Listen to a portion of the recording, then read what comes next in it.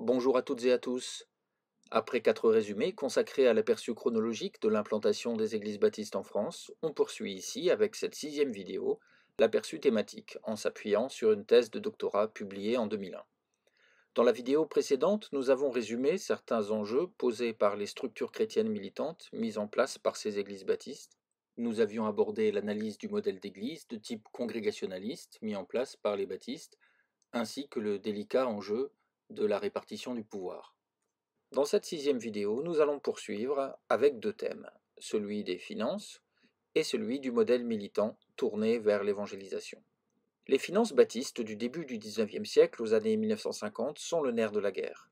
On n'insistera jamais assez sur l'importance pour l'historien d'étudier ces questions, qui sous-tendent parfois presque tout le reste. Rappelons que les protestants baptistes font partie, en France, des cultes non reconnus jusqu'en 1905. Contrairement aux catholiques, aux réformés, luthériens et aux juifs, ils ne bénéficient donc d'aucun argent public.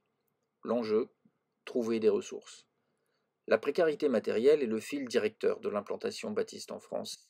Le soutien financier des fidèles est la ressource principale, mais elle ne suffit pas toujours. C'est le grand sacrifice continuel évoqué par le pasteur Jean-Baptiste Crétin. Autour de 1850, le salaire moyen d'un pasteur baptiste est comparable à celui d'un ouvrier. Il est 2 fois inférieur à celui d'un pasteur réformé concordataire. Alexandre d'Èze, pasteur baptiste issu du catholicisme, ne tarit pas d'efforts pour assurer le financement de l'implantation baptiste. Il intercède sans relâche auprès des baptistes américains pour obtenir de l'aide. L'étude de la correspondance entre Alexandre d'Èze et la grande mission baptiste américaine basée à Boston est riche d'enseignements. Le pasteur français fait œuvre de médiation culturelle, expliquant les besoins des fragiles implantations dans l'Hexagone. En dehors des aides extérieures, dont l'aide états-unienne, les ressources proviennent principalement des églises locales, des communautés. Le soutien est important, mais il n'atteint pas le montant idéalisé des 10% des revenus, tout en restant néanmoins supérieur à ce que les catholiques ont l'habitude de donner. La tendance est à l'autonomisation financière. C'est le cap pour toutes les églises locales en France. Il est atteint en 1899 par l'église baptiste de l'avenue du Maine à Paris. Cette église peut se passer entièrement des oignons d'Égypte, formule tirée de la Bible, c'est-à-dire de l'aide américaine, et subvenir à ses besoins financiers grâce à la générosité des fidèles. Un modèle qui sera suivi par d'autres églises locales. 2 imaginaires bibliques sont mobilisés pour encourager les fidèles à soutenir l'œuvre baptiste. Celui des femmes juives qui donnent leurs bijoux pour l'Arche de l'Alliance et celui de la pauvre veuve dans le Nouveau Testament. L'engagement matériel passe aussi par le bénévolat. Le soutien peut être autre que monétaire. On peut donner son énergie, ses talents, son temps au service de l'œuvre baptiste. Beaucoup d'autres aspects relatifs aux questions financières sont traités dans la thèse de doctorat sur l'implantation baptiste en France, mais il est temps, dans ce résumé vidéo, de basculer maintenant vers les enjeux liés à l'évangélisation. Merci à Fatia Kawes et Myriam Laakili d'avoir montré dans leur ouvrage collectif aux éditions CNRS que le prosélytisme revêt plusieurs facettes et ne constitue pas forcément un acte d'intolérance. De fait, l'évangélisation baptiste vise surtout à la sortie d'un habitus traditionnel, qu'il soit catholique ou non religieux, pour ouvrir sur un changement, appelé conversion, et un engagement dans l'Église locale. Dans leur dispositif mis en place pour christianiser à la manière baptiste, les églises mettent en avant non pas la théologie, même si la doctrine est importante, mais la vie transformée.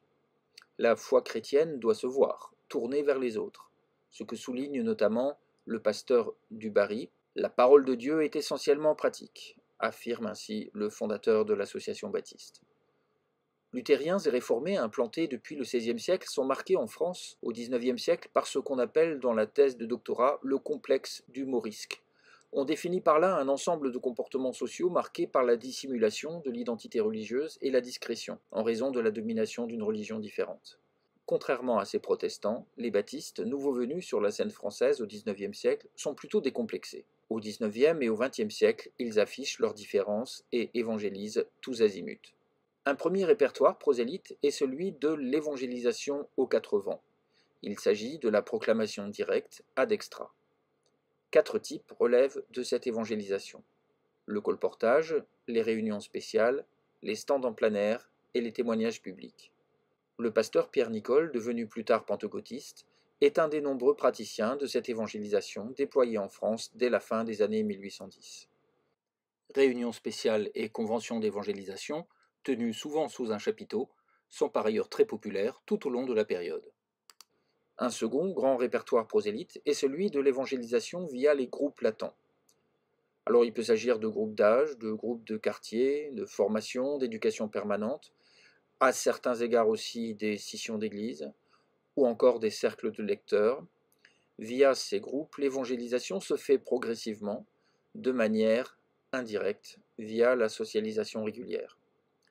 S'investir dans un groupe de jeunes gens et de jeunes adultes est une pratique par exemple très encouragée dans les cercles baptistes, où l'on rejoint volontiers les unions chrétiennes de jeunes gens, interconfessionnelles, quand on en a la possibilité, comme en Alsace.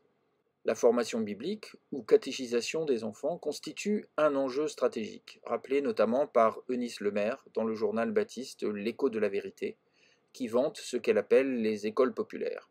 École populaire, école du dimanche, ces cercles constituent des espaces sociaux de première importance, pour assurer la transmission de l'éthique et de la doctrine auprès des enfants.